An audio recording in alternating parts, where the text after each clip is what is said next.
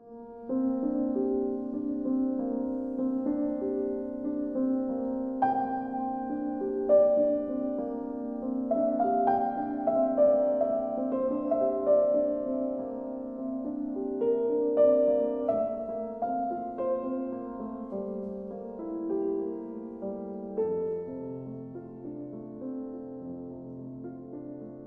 suis venu faire ce stage d'art-thérapie un peu par hasard, contrairement aux autres participantes qui s'y étaient préparées.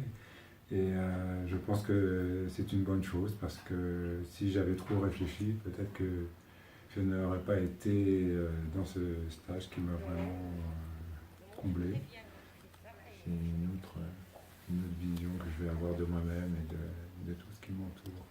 Et puis alors l'aspect artistique, moi qui pensais ne pas être très doué, c'est complètement ridicule parce que je pense qu'en approfondissant et puis en continuant, je vais prendre de plus en plus de goût. Ce stage était déjà une très très belle rencontre d'un lieu, de gens, et je n'ai vraiment jamais ressenti autant de bienveillance, de chaleur humaine que pendant ces 4 jours. Ça a été vraiment un vrai moment de bonheur. Cette retraite dans un cadre retiré du monde, effectivement, en dehors de toute l'agitation qu'on peut avoir le reste du temps. Et j'ai trouvé qu'il y avait une formidable cohésion d'équipe très rapidement en plus. Ça a été de belles rencontres. Il y a une osmose, une générosité incroyable, donc une dynamique. Cela et je pense que chacun, même si était un petit peu anxieux ou inquiet, pourquoi pas, puis on avait envie de travailler sur soi.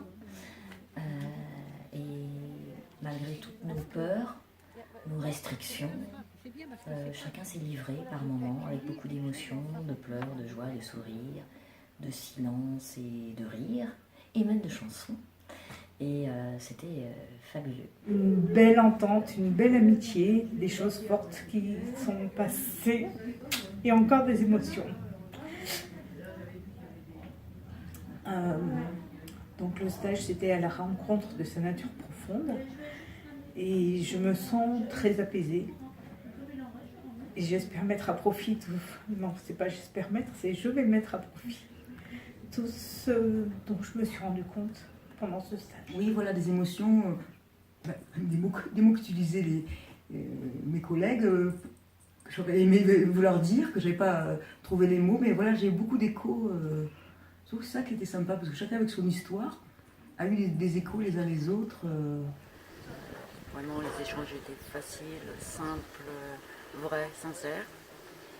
Et si le thème était à la rencontre de sa nature profonde, je ne pense pas l'avoir vraiment retrouvé, mais j'ai quand même eu la chance et le bonheur de travers un petit dessin fait par une intervenante, de me voir à une étape de ma vie pour laquelle je n'avais aucune trace, ce qui m'a été vraiment un choc émotionnel, mais un beau choc, pas un traumatisme, au contraire. Ce stage d'art-thérapie a été forcément différent puisque j'avais d'autres choses qui m'habitaient et que j'étais contente de pouvoir exprimer, peut-être pas, mais ressentir, avoir des petites pistes et puis échanger avec les autres personnes, notamment des femmes,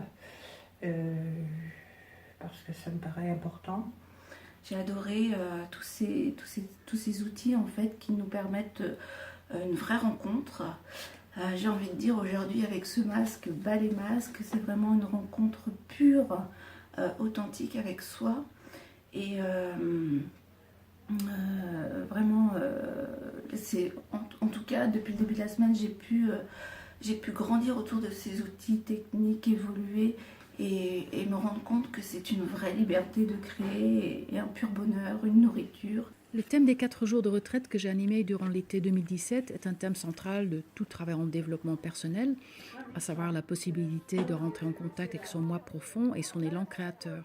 Le premier jour, j'ai proposé de retrouver le geste inné du dessin pour que les personnes puissent se rencontrer les unes les autres en se dessinant le portrait. Commencer par dessiner, ça m'a beaucoup plu.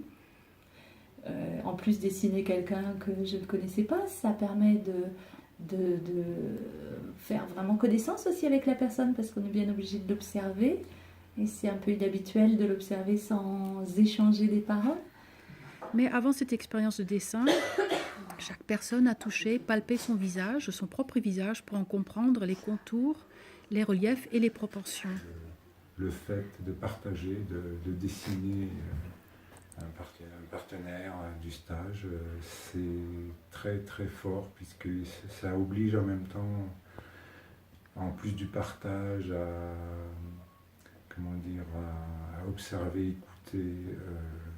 Et puis ça fait aussi une résonance sur sa propre personne, ça c'est très important. Le dessin d'observation impose et demande à se regarder avec une intensité que l'on ne s'autoriserait pas habituellement dans nos rencontres quotidiennes. Le visage est la première chose qu'on offre au regard de l'autre. C'est la part de notre identité la plus personnelle et unique, la plus intime aussi. Il ne s'agissait pas, bien sûr, dans ce dessin de portrait, d'une performance de ressemblance ou une performance technique, mais de capter l'autre dans son essence par regard interposé simultanément. C'était aussi une expérience très ludique. Pour certaines personnes, cela a été assez émouvant de se reconnaître ou de découvrir des aspects de soi différents au travers le dessin et le regard de l'autre. Après tout, nous nous sommes tous construits dans le regard des autres, à commencer dans celui de notre mère. Et ce qui était intéressant, c'est que je n'avais pas mis mes lunettes. Comme on s'observait l'une l'autre, c'est vrai que les portraits ont pu paraître sévères. Mais je crois qu'on a chacune ressenti l'éclat des yeux ou une expression. Alors c'était un beau moment aussi, parce que donc j'ai dessiné Armelle, qui s'est reconnue enfant. En fait, c'était pas forcément voulu de ma part, hein, mais c'est vrai que je trouvais qu'elle avait un visage très jeune. Et je voulais que ça se voit quoi, sur mon dessin. Mais je ne pensais pas quand même qu'elle se retrouverait comme quand elle était très jeune. Et on a eu beaucoup d'émotions toutes les deux. Elle surtout parce qu'elle s'est reconnue quelque part, l'enfant qui dormait en elle, quoi, en fait. Ensuite, nous avons transposé avec du papier carbone le dessin sur des feuilles plus grandes et chacun a créé son autoportrait à partir de ce dessin initial. Soit en y rajoutant du dessin, de la peinture, du collage et surtout de la subjectivité, de la symbolique.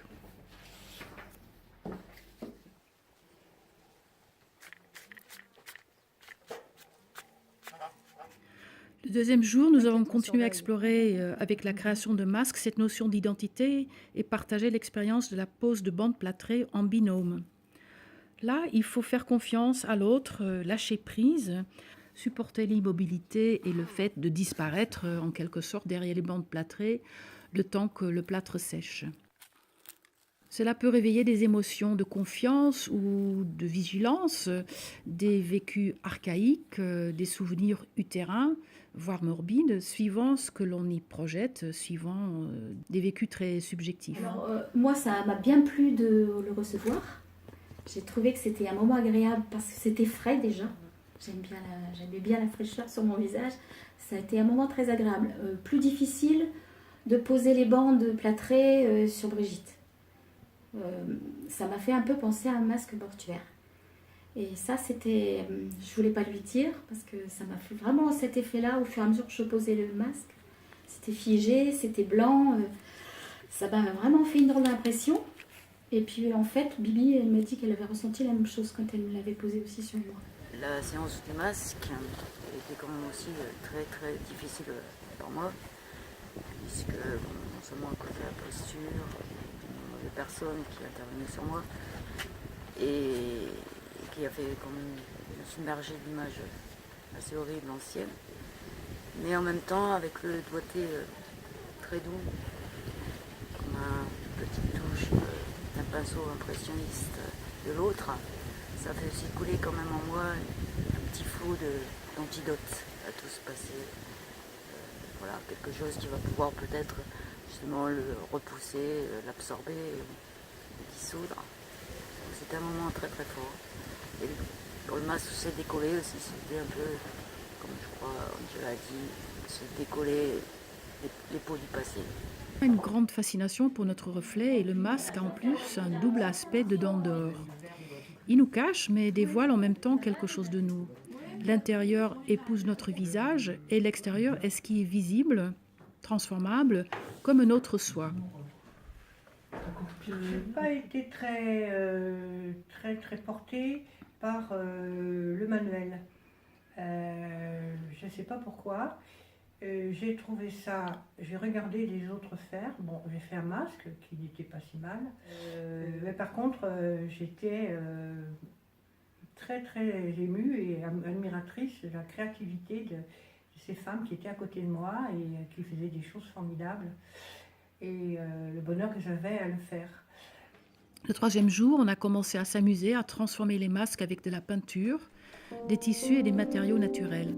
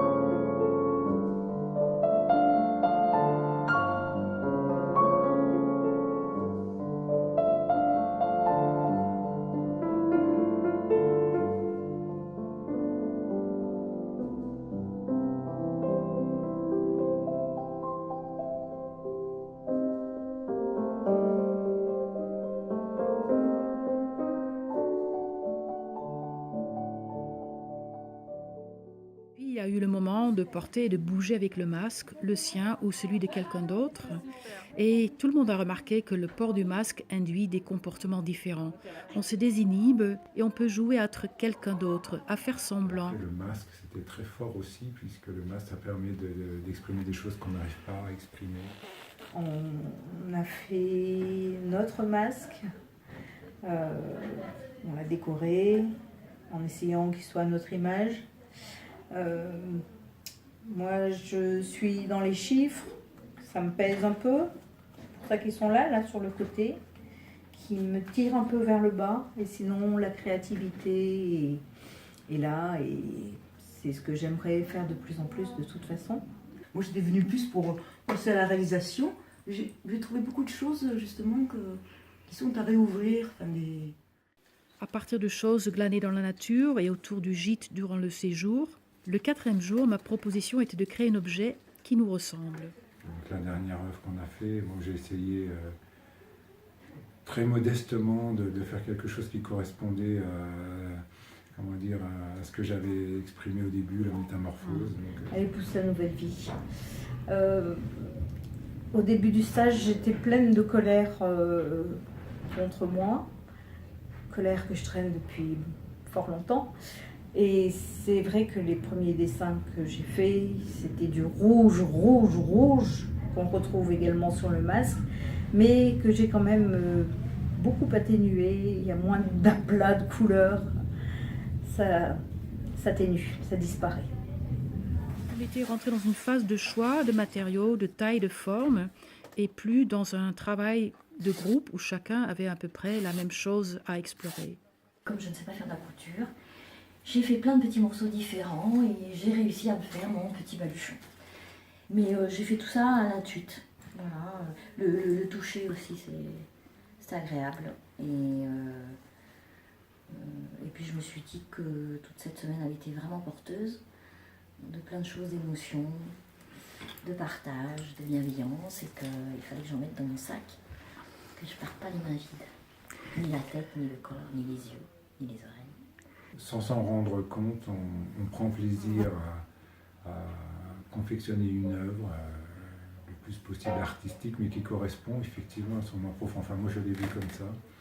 Et ça a été vraiment une réussite pour moi. Il y a une sorte d'ébullition, d'émerveillement, de grandir, quoi, hein, de grandir soi, mais avec d'autres. Ont émergé alors des processus de création et des mises en forme très diverses, comme autant de processus d'individuation, où chacun a pu élaborer le sens de sa création. J'ai cassé une branche morte dans un arbre et j'en ai fait un arbre de vie. Quand je l'ai fabriqué, volontairement, je pensais que j'allais le laisser d'abord parce que c'est grand, puis dans la voiture, ça ne va pas aller. Et je ne veux plus me charger de plein de choses. Donc le masque reste ici, parce que on a un petit peu tombé les masques hein, quand même ici. Donc symboliquement, je veux qu'il reste ici. Et puis l'arbre de vie aussi, parce que la vie, elle continue de toute façon ailleurs et partout. Et la chaudière, c'est cet objet-là qui était vraiment inspirant. C'est aussi l'occasion peut-être de jeter tout ce passé au feu. Voilà, d'oublier, de faire autre chose, des petites cendres. On renaît toujours de ces cendres peut-être. C'est peut-être ça l'idée. Et avec des éléments forts justement du passé qui apparaissent. Et puis c'était aussi l'occasion de faire un objet monumental, chose que j'ai pas eu l'occasion de faire, de s'envoler dans les airs, d'avoir la tête dans le ciel. Bien que n'ayant jamais pratiqué ni été dans aucun stage, j'avais quelque chose dans le coin de ma tête et l'art-thérapie, c'était un de mes objectifs futurs. Ça s'est fait plus rapidement que possible et je regrette pas. Alors, je remercie vraiment la chaleur, la gentillesse des accueillants, et de l'intervenante aussi, et de tous les participantes et le participant qui a aussi donné beaucoup, qui a aussi changé les choses, la vision des choses, qui a apporté beaucoup de choses. Voilà, donc c'était un extraordinaire moment. On sort quand même autrement grandi et plein d'émotions.